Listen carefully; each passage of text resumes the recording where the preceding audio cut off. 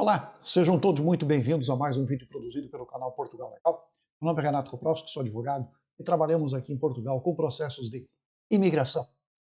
Muito bem, se você está assistindo a esse canal pela primeira vez, eu quero lhe convidar para que inscreva-se no canal, dê o like aos nossos vídeos e compartilhe os vídeos e as informações que a gente deixa aqui no canal, o que pode ser interessante para um seu conhecido, para um seu amigo, ou para um amigo do amigo, enfim, sempre há uma possibilidade de alguém se interessar pelo material relacionado à imigração para Portugal. No mais, agradecer a todos aqueles que já estão inscritos no canal, que já nos seguem e que contribuem com suas propostas, com suas ideias, com suas colocações aqui embaixo nos comentários do próprio canal. Quando os casos são particulares, sempre sugiro, mandem pelo Instagram, mandem pelo e-mail, que é o contato@portugallegal.com.br, para que a gente possa se debruçar sobre a causa dentro do nosso tempo disponível e dar um retorno personalizado para vocês. Quando isto não é possível, então deixe aqui nos comentários. E dentro das nossas possibilidades, evidentemente, nós procuramos dar um retorno para vocês.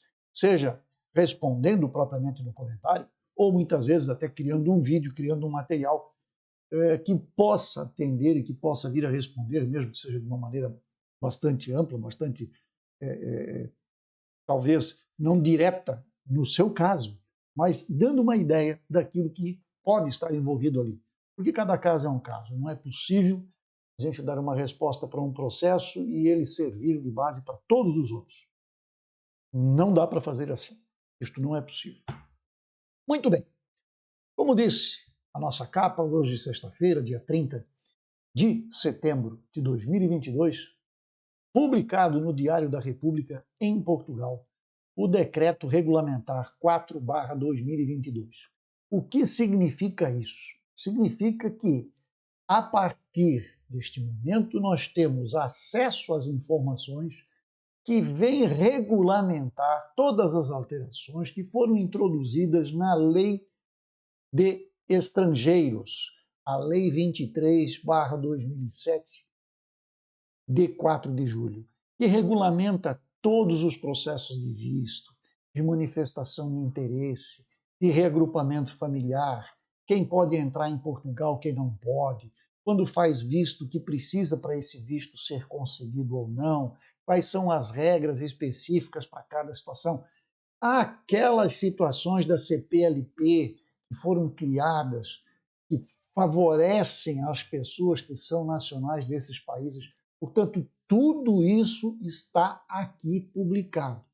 E, portanto, a partir de agora, a gente tendo acesso a estas informações, fica mais fácil, para não dizer fica, pelo menos, é o início, porque muitas vezes isto ainda sofre regulamentações por parte do Estado e que vão nortear a aplicação lá no estrangeiro, lá na embaixada, lá no consulado, na representação consular de Portugal, lá no Brasil ou em qualquer outro país. Sabemos que nem sempre o que está no regulamento é aquilo que apenas está ali. Muitas vezes tem uma regrinha, tem um detalhe, e isso é comum, não é? E depois, quando você encaminha o seu processo lá na VFS, a VFS propriamente, ou às vezes o próprio consulado, lhe manda um e-mail dizendo: olha, eu preciso que me esclareça tal e tal coisa.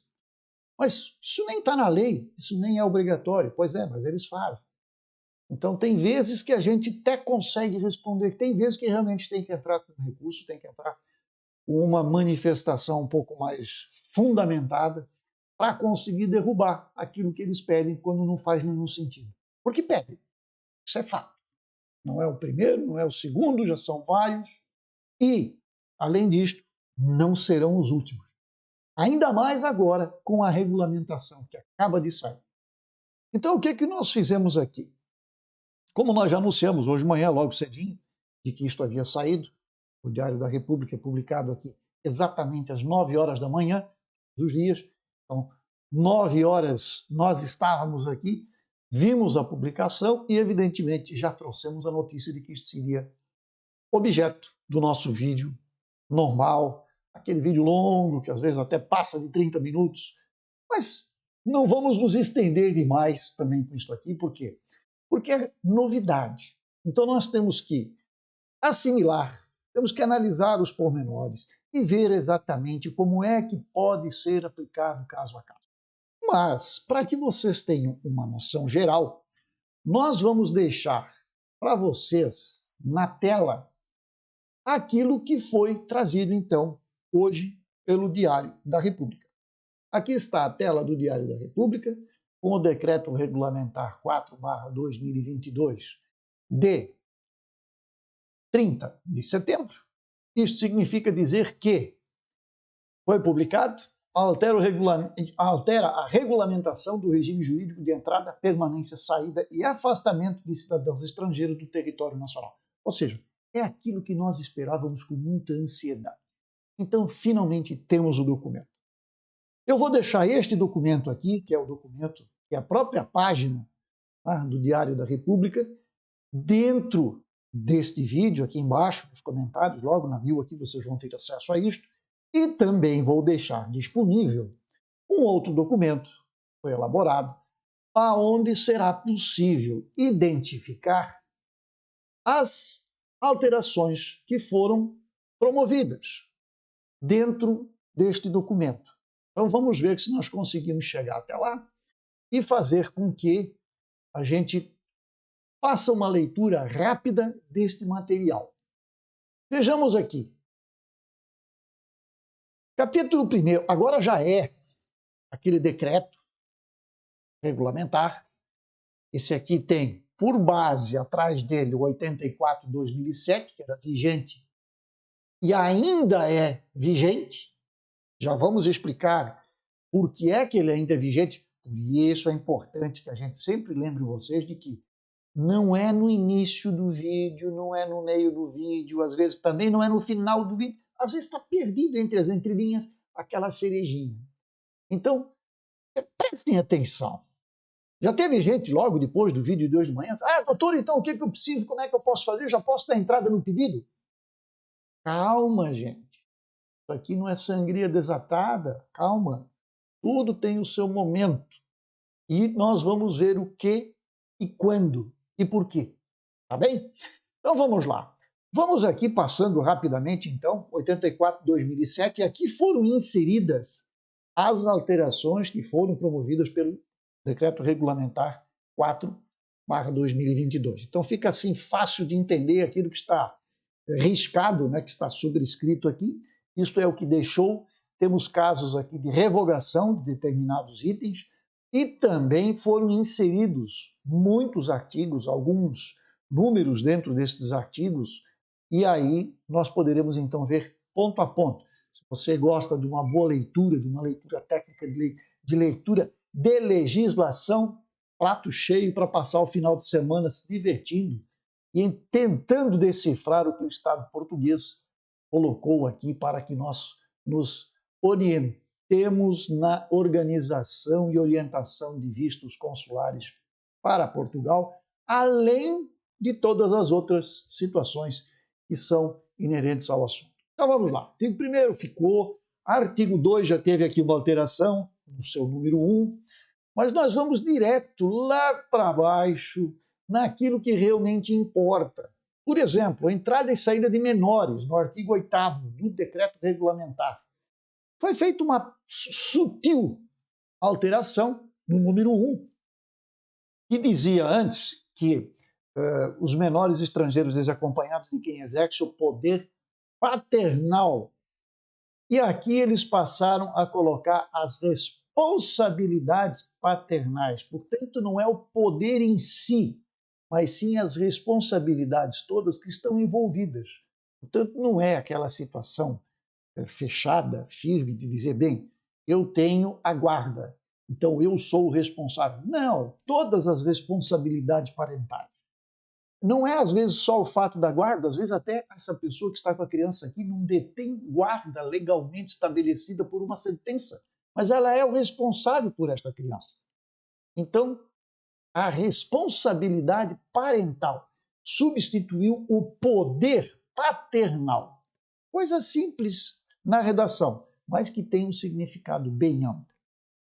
Mais adiante, nós vamos encontrar aqui o 10, que também foi modificado, vistos concedidos no estrangeiro, artigo 10, pedido de visto.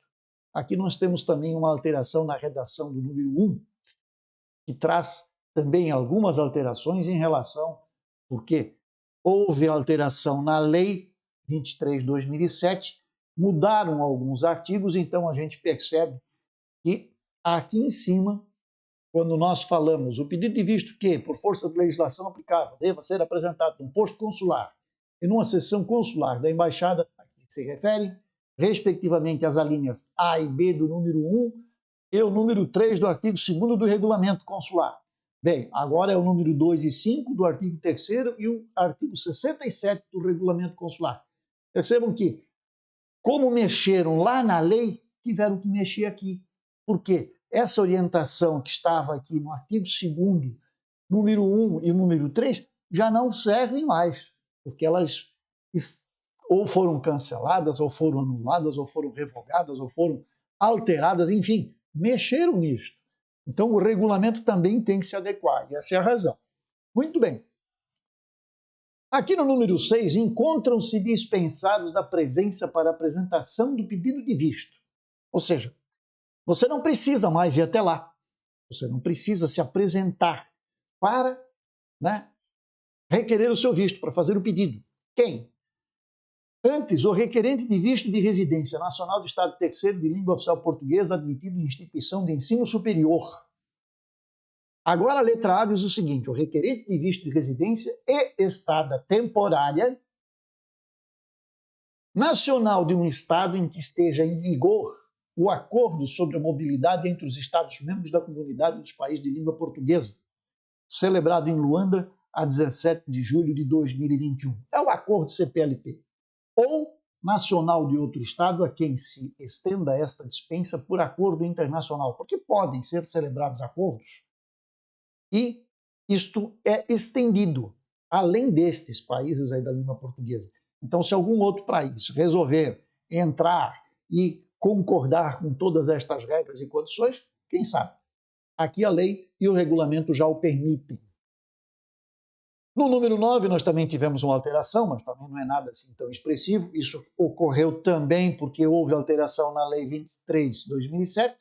Alguns artigos mudaram de posição e aqui tiveram que fazer o ajuste. Descendo mais um pouco, artigo 12, documentos a apresentar. Comprovativo da existência de meios de subsistência. Opa, isso aqui interessa muita gente, né? Antes, quando digo antes, entendam, é o que vai mudar. Tá? Hoje, se você for a VFS dar entrada num processo, está valendo isso aqui. Comprovativo da existência de meios de subsistência, tal como definidos por portaria dos membros do governo, responsáveis pelas áreas da administração interna do trabalho e da solidariedade social, atenta à natureza do tipo de visto solicitado.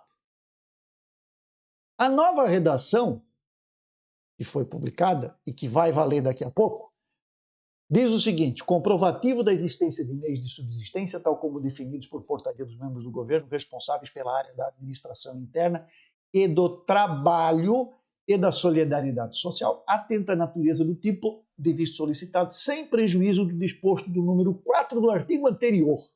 Então nós temos que voltar no 4 do artigo anterior. Né? O artigo anterior aqui é o 11, e aí nós vamos ver que estas coisas nem sempre estão... desculpa, aqui não é do anterior, é do seguinte. Errei. Então é disposto no número 4 do artigo seguinte. Então nós vamos para o artigo 13 e ver o que diz o 4. E aí isto aqui tem que ser adequado. Depois, aos requerentes de visto de estada temporário de residência nacionais de um Estado em que esteja em vigor o acordo CPLP, bem como aos nacionais de outro Estado em que as condições especiais daquele acordo sejam estendidas por acordo internacional, é dispensada a apresentação dos documentos previstos nas alíneas E, F e G do número 1, nos termos previstos no referido acordo, desde que apresente um termo de responsabilidade nos termos e para os efeitos dispostos nos números 2 e 3 do artigo 12A. Então nós temos aqui aquela situação. Um determinado visto é válido, tanto para todos. O que ocorre? Se você é membro de um destes países da CPLP, você tem facilidades. Não é que Portugal criou um novo visto. Ele simplesmente pegou um determinado visto e deu para ele condições diferentes entre as pessoas que não são membros da CPLP e aqueles que são membros da CPLP. Portanto, o visto é o mesmo. O que se aplica são regras, são condições diferentes para quem é membro CPLP. Esse membro CPLP ele tem vantagens em relação aos demais. É isso. O visto continua sendo o mesmo. O que se aplica são regras diferentes. É assim que funciona. Vamos mais adiante. Aqui diz o número 4, então. O pedido de visto para procura de trabalho é acompanhado de comprovativo da disponibilidade de recursos financeiros no montante de pelo menos 3 vezes o valor da retribuição mínima mensal garantida. Então, dizer que para visto de procura de trabalho eu não preciso comprovar rendas, que eu não preciso comprovar meios de subsistência, está errado. Aqui o número 4 é claro. O pedido de visto para procura de trabalho é acompanhado de comprovativo da disponibilidade de recursos financeiros no montante de pelo menos 3 vezes o valor da retribuição mínima mensal garantida. Lá em cima, tá? Nós dizíamos o quê? Vamos lá, número 12. Comprovativo da existência de meios de subsistência, tal como definidos por portaria dos membros do governo responsáveis pelas áreas da administração interna do trabalho e da solidariedade, atenta à natureza do tipo de visto solicitado, sem prejuízo do disposto no número 4 do artigo seguinte. Então, fiquem atentos. Tá? O número 4 traz estas informações, o 12A. Aqui, instrução do pedido. Verifica se o requerente está indicado para efeitos de regresso ou de recusa de entrada e de permanência no sistema de informação Schengen. Antes, era verificar se o requerente está indicado para efeitos de não admissão no sistema Schengen. Agora é regresso ou de recusa de entrada e de permanência. Portanto, tem que ficar atento. Se você já tomou uma recusa de entrada, pode ser que você tenha dificuldades. Porque aqui diz que, na instrução do pedido, a autoridade diplomática ou consular deve comprovar a identidade do requerente, isto já era assim, mas agora ela tem que verificar no sistema se há algum impedimento de regresso do cidadão para o espaço, do Schengen, porque ele pode ter tido um problema em qualquer lugar, fora inclusive de Portugal, e teve lá um problema. Para quê? Para que ele foi recusado, ou que ele tem um impedimento de retorno, ou que ele tem um impedimento de permanência, ou seja, ele foi convidado a sair do país. Então, quando se faz a verificação destas condições, cuidado com aqueles, tá, que já tomaram aí punições, tá, tomaram restrições, e isto vai ser considerado agora aqui. Mais adiante, tem vários aqui no meio que trocaram, mas nós não vamos nos ater a isso neste momento. Isso aqui talvez ainda seja objeto de vídeos especiais que são focados exatamente em um determinado tipo de artigo. 23B, esse aqui é interessante também, é importante, por isso destacamos. Visto de entrada temporária para frequência de curso em estabelecimento de ensino ou de formação profissional. Percebam, isto aqui é estabelecimento de ensino ou de formação profissional. Isto aqui não é aquele ensino de segundo grau, não é faculdade, não é ensino superior.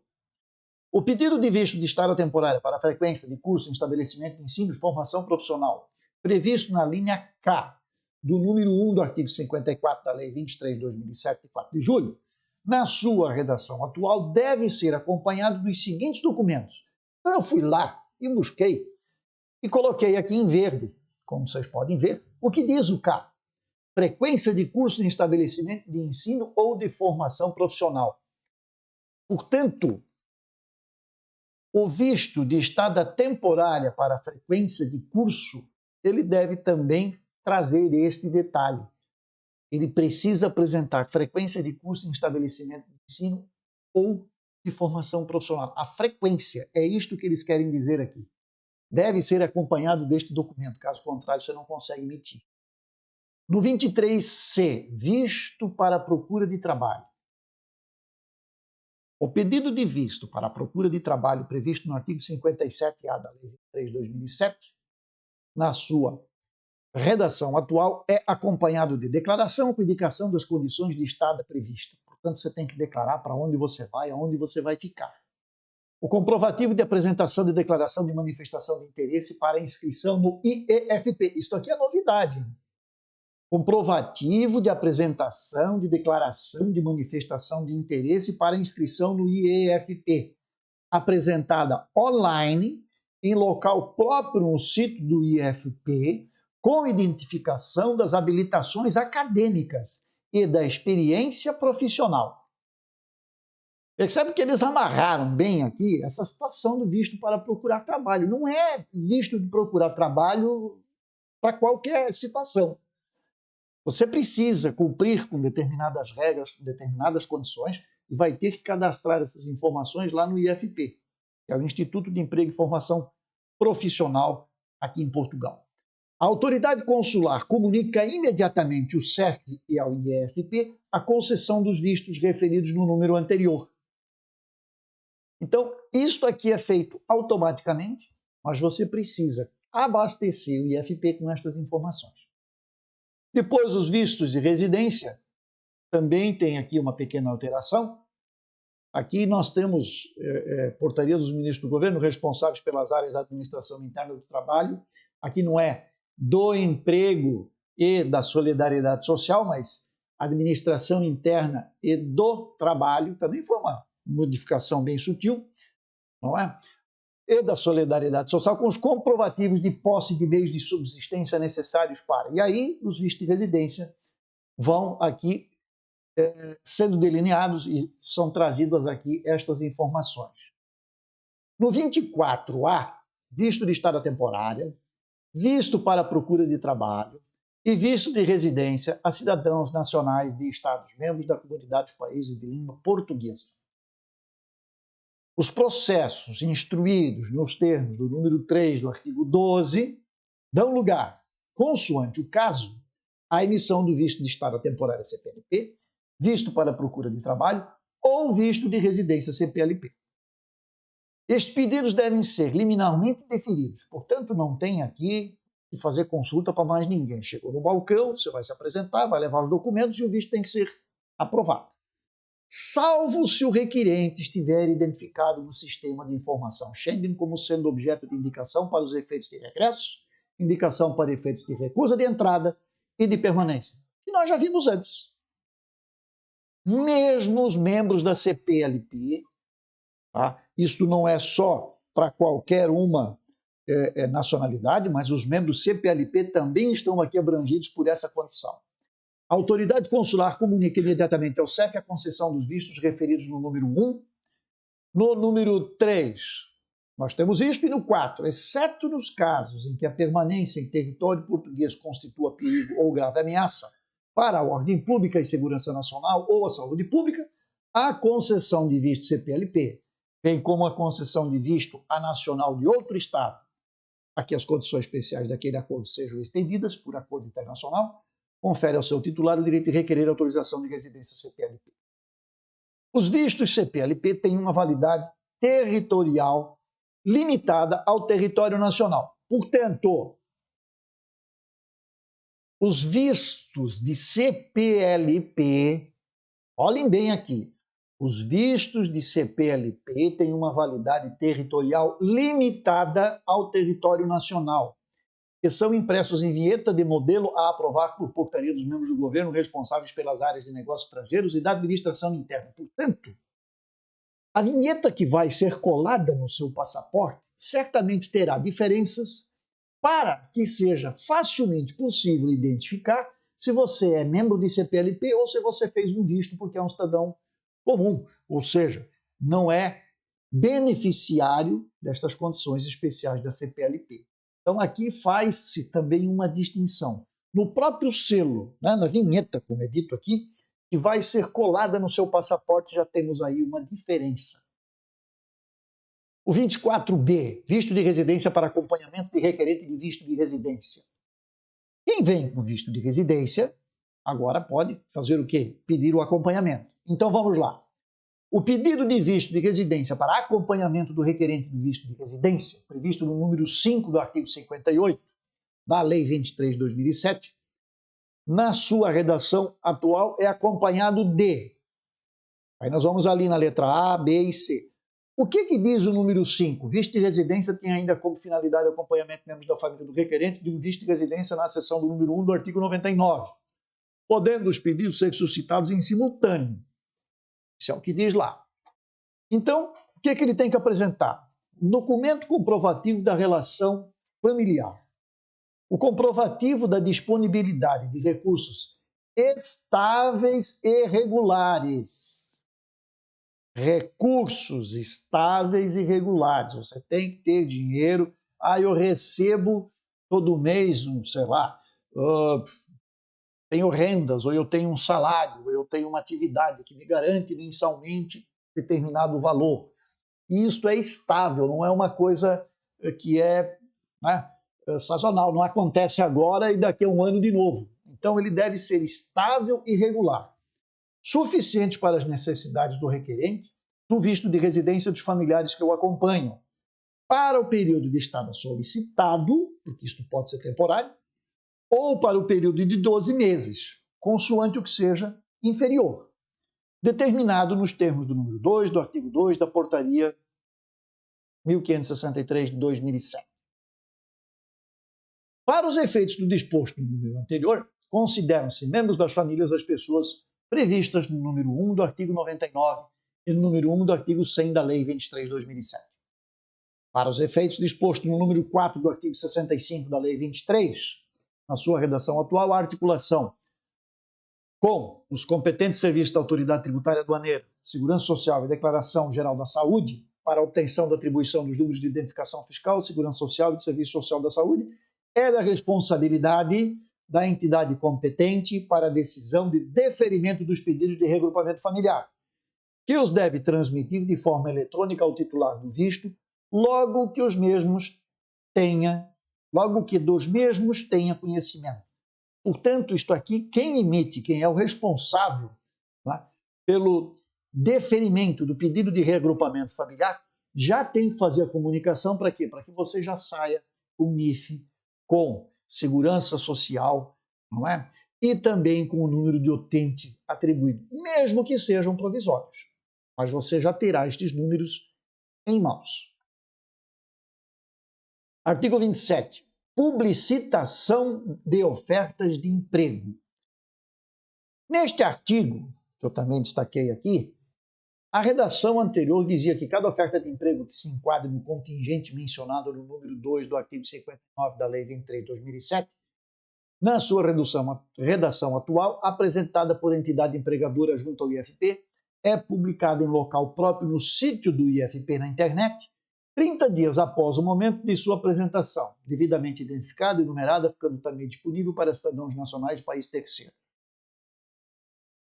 Agora a redação passa a ser: quando apresentadas as ofertas de emprego previstas no número 4 do artigo 59 da Lei 23 de 2007, na sua atual redação, são publicitadas em local próprio no sítio do IFP na internet, após o momento da sua apresentação. Antes levava ainda 30 dias. Agora não leva mais 30 dias. Agora é imediato. Então, chegou lá a proposta, eles vão ter que publicar. Devidamente identificadas e numeradas, ficando também acessíveis a cidadãos nacionais de países terceiros. Portanto, mesmo que você esteja fora de Portugal, estas vagas, esta disponibilidade deve ser acessível lá no site do IFP. O 2 foi revogado, o 3 foi alterado. O 3 dizia que as embaixadas e postos consulares recebem informação disponível no sítio do IFP na internet, publicitam as ofertas de emprego em local próprio e divulgam-nas por via diplomática junto aos serviços competentes do país terceiro. Número 3, agora passa para a seguinte redação. As embaixadas e postos consulares acedem à informação disponível no site do IFP na internet, publicitam as ofertas de emprego em local próprio e divulgam-nas por via diplomática junto dos serviços competentes do país terceiro. Quer dizer, não mudou praticamente nada aqui.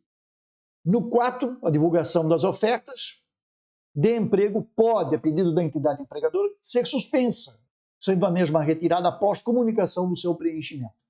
Então, quem coloca a vaga à disposição no IFP, ele pode suspendê-la por alguma razão e depois também, quando é preenchida a vaga, ele então vai lá e comunica para que ela seja retirada do portal. Candidatura a ofertas de emprego. Isso aqui é importante. Os cidadãos nacionais de países terceiros que pretendam ocupar uma oferta de emprego apresentam a sua candidatura, preferencialmente por via eletrônica, para endereço próprio da entidade empregadora. Portanto, você vai direto para a empresa. Você vai direto para a entidade empregadora. O número 2 diz: a entidade empregadora envia ao cidadão estrangeiro selecionado contrato de trabalho ou promessa de contrato de trabalho. 4. Caso a oferta de emprego seja preenchida, a entidade empregadora deve informar o IFP para os efeitos do número 4 do artigo anterior. O 29 foi totalmente revogado. 30, visto de residência para o exercício profissional de atividade profissional subordinada. Aqui nós tivemos a revogação da letra B, que antes exigia aquela história do visto D1, aonde você tinha que ter aquela carta, aquela certidão do IFP, dizendo que esta vaga era para você, que você já tinha conversado com a empresa e a empresa lhe deu este documento. Isto tinha que passar pelo crivo do IFP. Isto caiu. A exigência antes era aquela declaração comprovativa emitida pelo IFP nos termos do número 1, 2 ou 3 do artigo anterior. Não existe mais, foi revogado. Então agora você precisa apresentar o contrato, a promessa de contrato de trabalho ou a manifestação individualizada de interesse. Precisa apresentar comprovativo de que está habilitado no exercício da profissão quando esta encontre regulamentada em Portugal. Portanto, perceba, eu sou engenheiro. Eu quero trabalhar na área da engenharia em Portugal. Bem, existe em Portugal, assim como no Brasil, uma ordem dos engenheiros. Então, se a sua profissão é regulamentada, e no caso o engenheiro é, então você precisa comprovar que está habilitado ao exercício da profissão, quando esta se encontra regulamentada em Portugal. Muito provavelmente, o que vai acontecer aqui? Como é uma profissão regulamentada, e você vai pedir um visto de residência para o exercício dessa atividade profissional subordinada, muito provavelmente, e aí nós não temos ainda esta informação, isto aí vai acontecer no decorrer do tempo, o que vai acontecer? Você precisa, para se inscrever na ordem, o reconhecimento do seu diploma, da sua formação. Senão, não adianta você chegar aqui com o seu diploma apostilado, né? Vou dizer o diploma brasileiro, apostilado embaixo do braço, bate lá na porta da ordem dos engenheiros e diz: olha, eu quero me inscrever aqui, eu quero trabalhar em Portugal, tenho um contrato já, vou fazer meu visto. Provavelmente não será desta forma. Você deverá primeiro fazer o que? O procedimento de reconhecimento, para depois você apresentar na hora de pedir o visto. E senão, né? Diz aqui que para o visto de residência da atividade profissional é acompanhado dos seguintes documentos. Então você tem que demonstrar. Então perceba que aqui tem algumas coisinhas nas entrelinhas ainda que o tempo vai dizer como aplicar. O número 2 foi revogado e o 3 também revogado. Mais adiante, visto de residência para exercício de atividade profissional prestada de forma remota para fora do território nacional. Aqui nós estamos falando daquele caso do nômade digital. Pedido de visto de residência para exercício da atividade profissional prestada de forma remota, previsto no artigo 61b da Lei 23 de 2007, é acompanhado de, letra A, nas situações de trabalho subordinado, um dos seguintes documentos. Ou seja, você é empregado de uma empresa, mas você pode fazer esse trabalho remotamente. Então você tem que apresentar o contrato de trabalho, a declaração do empregador a comprovar o vínculo laboral, nas situações de exercício de atividade profissional independente, um dos seguintes documentos: contrato de sociedade, contrato de prestação de serviços e documento demonstrativo de serviços prestados a uma ou mais entidades. Letra C, comprovativo de rendimentos médios mensais auferidos no exercício da atividade profissional subordinada ou independente nos últimos 3 meses, de valor mínimo equivalente a 4 remunerações mínimas mensais garantidas. Então você tem que pegar o salário português, multiplicar por 4. E este deve ser o valor que você deve comprovar que recebeu desta empresa para a qual você trabalha nos últimos 3 meses. Não é sair, gente, não é sair correndo, agora eu vou fazer meu visto nômade digital. Aqui estão as regras. E é isto que precisava para a gente poder aplicar. Agora a gente sabe. E não é porque eu tenho o conhecimento, eu trabalho por uma empresa, mas se você não atingir este número, este valor aqui de rendimentos, você não vai, muito provavelmente, você não vai conseguir o visto. Tá?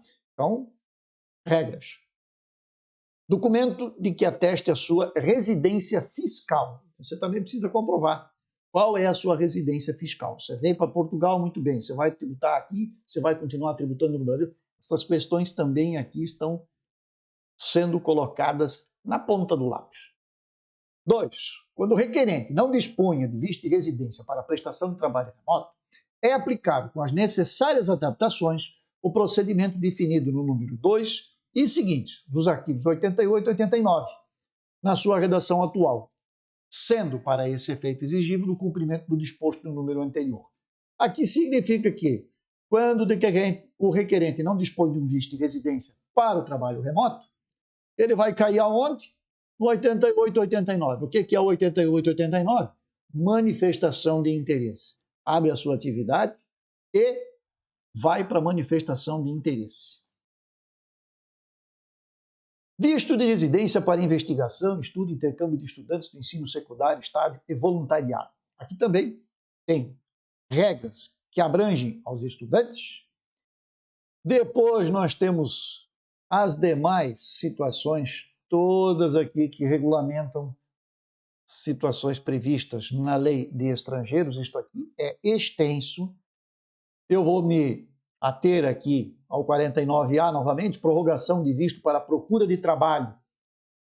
O pedido de prorrogação de permanência apresentado por titular de visto para procura de trabalho, nos termos da linha C do número 1 do artigo 57 da Lei 23, na sua redação atual, é acompanhado de comprovativo de inscrição junto do IFP e de declaração do requerente com indicação da manutenção das condições de estada prevista, sendo apreciado tendo em consideração as razões que justificam a sua concessão.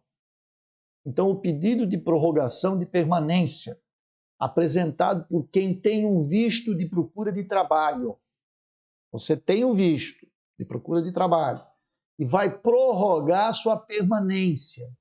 Então, você tem que comprovar que está inscrito no IFP, tem que ter uma declaração, você tem que fornecer uma declaração indicando a manutenção das condições de estada prevista, ou seja, você continua trabalhando, você tem contrato, você está aqui e não está no ócio.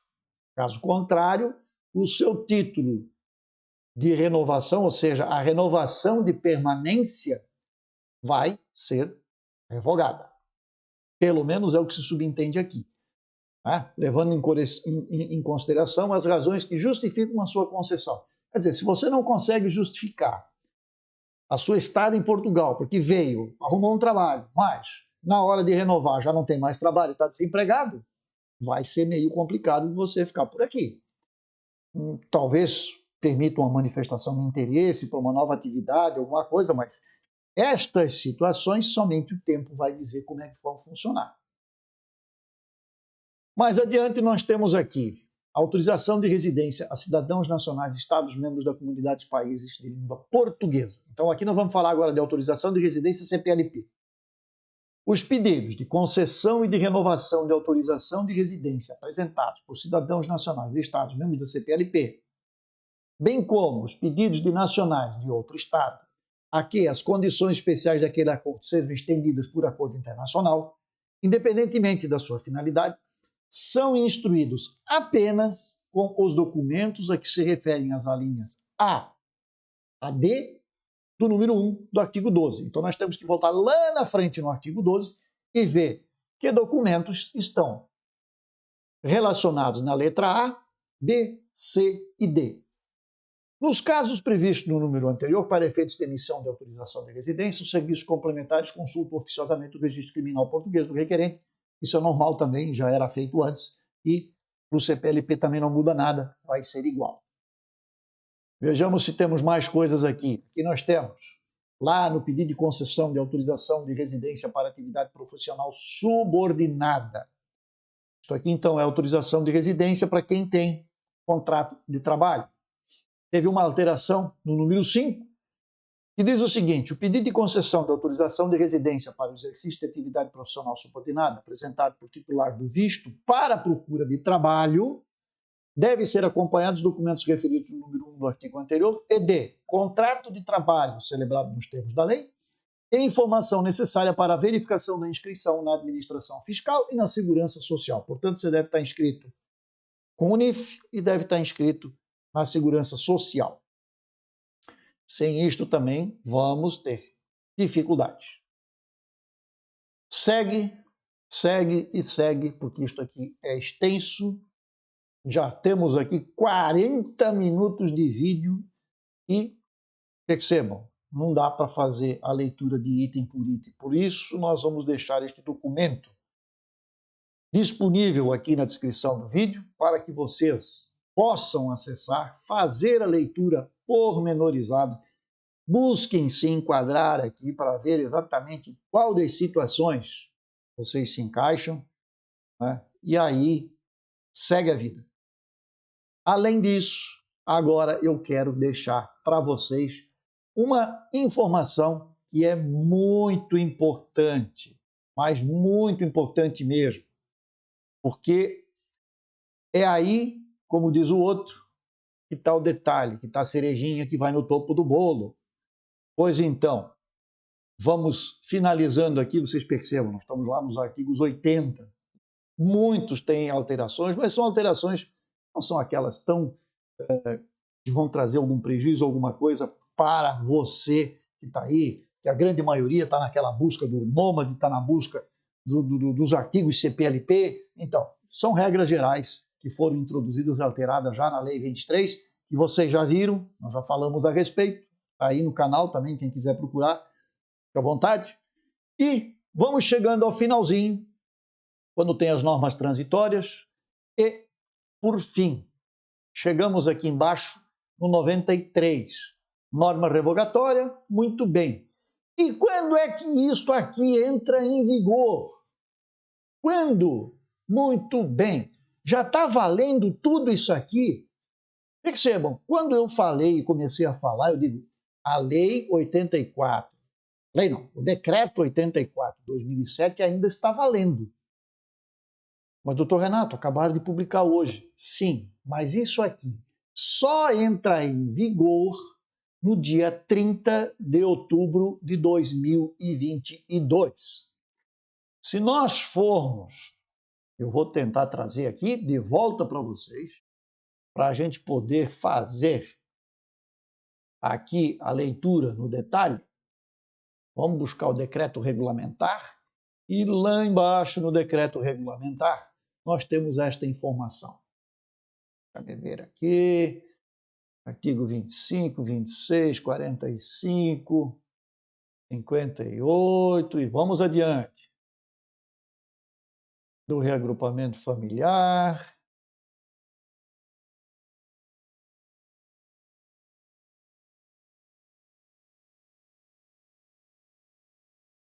Aqui nós já estamos dentro da republicação. Eu passei batido aqui. Peço desculpas. Artigo 29, estamos quase aqui em cima. Artigo 10.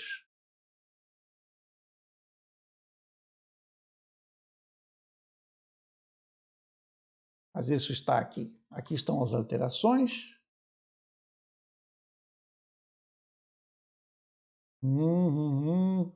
Bem, de toda maneira, agora eu não estou encontrando aqui, mas se vocês fizerem a leitura, vocês vão encontrar isso com certeza. aonde menciona que isto entra em vigor no 30º dia após a publicação no Diário Oficial. Vamos ver se eu encontro, talvez, bem lá em cima.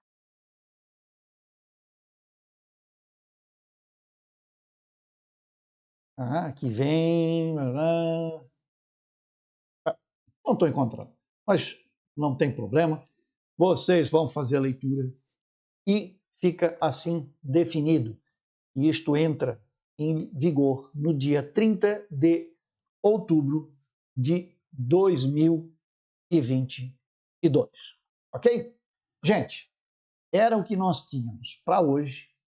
Eu queria agradecer a atenção de vocês, a paciência de vocês. Como vocês podem ver, é muita coisa para ser transmitida, para ser analisada, para ser pensada, porque agora nós temos que juntar a lei com o regulamento e ver exatamente como é que nós vamos poder aplicar cada uma dessas situações aqui, fazendo essas regras. E como a gente pode perceber na leitura, muitas vezes ainda existe alguma situação que pode levar a dúvidas, e muitas dúvidas vão surgir no caminho até que isto se solidifique, até que isto seja uma coisa que todos tenham a condição de aplicar de maneira tranquila. Ok?